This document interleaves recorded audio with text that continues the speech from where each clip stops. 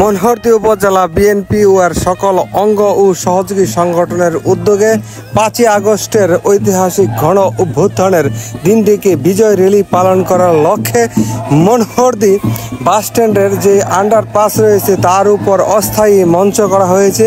এখান থেকে শুরু হবে এই কার্যক্রম এবং মনোহরদীর উপজেলা এবং সরকারি হসপিটালের নিকট গিয়ে আবার ঘুরে এখানে এসে জনসমাবেশের মাধ্যমে এই র্যালিটির পরিসমাপ্তি ঘটবে।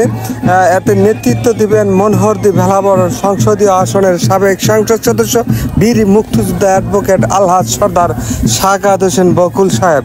যেহেতু মনোহরদী এবং ভেলাবরে তাদের পৃথক পৃথক স্থানে তিনটি গ্রুপের পৃথকভাবে প্রোগ্রামটি রয়েছে। তিনটি গ্রুপই পৃথক সময়ে পৃথক স্থানে সারাদিন ব্যাপী এই কার্যক্রম সম্পন্ন করবে।